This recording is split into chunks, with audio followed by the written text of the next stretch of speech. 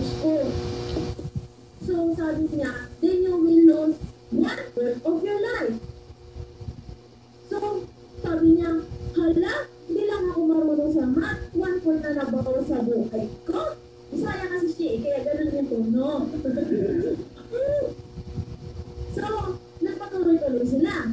Sagwan. Nagsalita ulit po si Mr. Professor. Mr. Botman, do you know English? Hindi rin po. Then you will lose another 1/4 of your life. Ano ba naman yan? Kalahati na lang buhay ko. Nagpatuloy ulit sila. Excuse me po. Sagwan. Nagtanong ulit. Mr. Botman, do you know science? Hindi rin po. Then you will lose another 1/4 of your life. So 1/3 na lang, 1/4 na lang matitirang buhay niya. Malapit na siya matigko.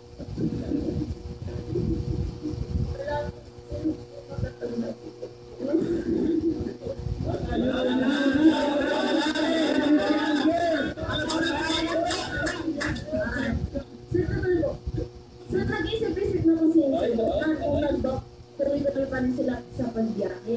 Pero nasa loob sila, nakaisip siya ng paraan. Tinaob niya ngayon yung bangka. Sigaw naman ni Mr. Professor, help! Help! Sigaw naman ni Mr. Botman, Mr. Professor! Son, yes! Do you know how to swim? No! Then you will lose 100% of your life! Dahil yung madiskarte, matalino. Di ba ang matalino si Mr. Professor? Ang madiskarte ang Botman. So, at mo nilalang buwan niya, parang taken lang eh.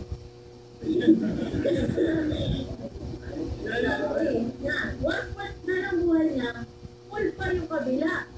Pero sa isang iglap lang, naubos niya yun. Dahil sa combo. Yan.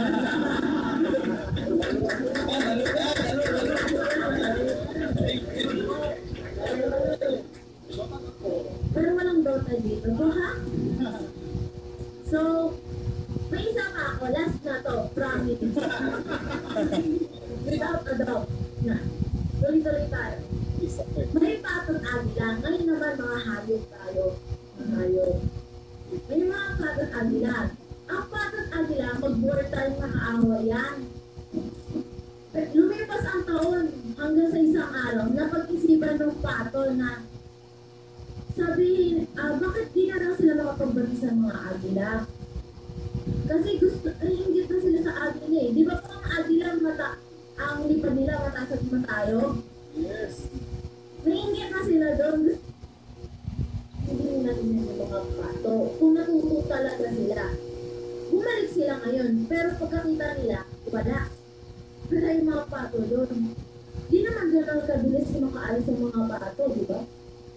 So, pag-isip na, bakit wala pa ka daw mas matasin sa kanilang lipad? Tumingin sila sa taas, wala rin eh. Tumingin sila sa kanan kaliwa, wala rin. Kaya naman sila ng pag-asa. Umuwi na lang sila, pero di pa sila nakakaalis. May napansin yung isa. Pagkatingin nila, ayun yung mga pato naglalakad.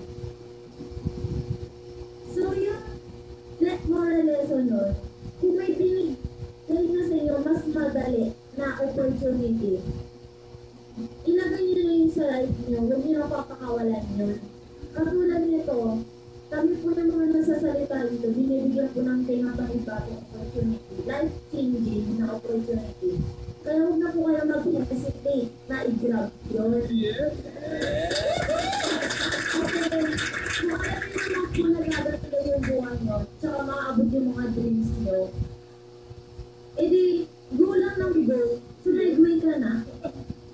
So,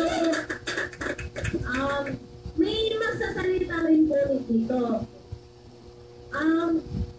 Matindi to kasi UE student siya. Ang kinuha niya kurso ay marketing management.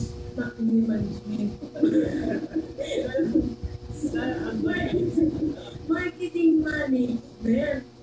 17 years old lang siya, pero wala kayo. Kumikita 20,000 a month. Wow! Sabi niya, pa-request niya rin daw to. Sabihin ko na sa inyo. Pogi daw siya. Support ko natin.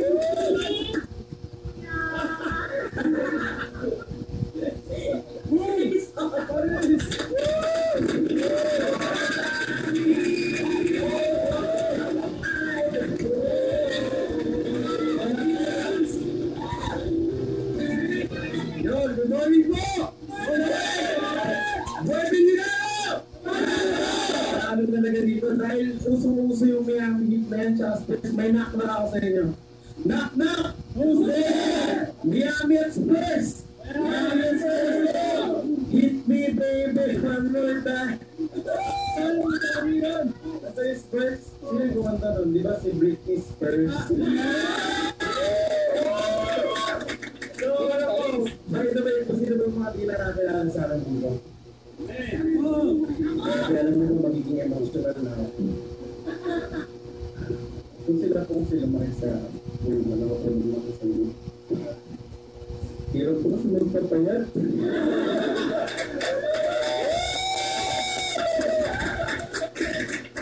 Pag nagsiselfie po ako nang nakatagit, akala nyo nabuntis ako eh. Oh, sorry. Let's be serious at this. Ang dami na personay ka, Arma. Kaya ito, bigyan ko ng background sa sarili ko sa buhay ko. I'm 17 years old po, mukha lang akong 42. Kamusta ka na dyan? So, namulat po ako sa ganito lasting negosyo. Namulat ka ng panahon. Believe it or not po,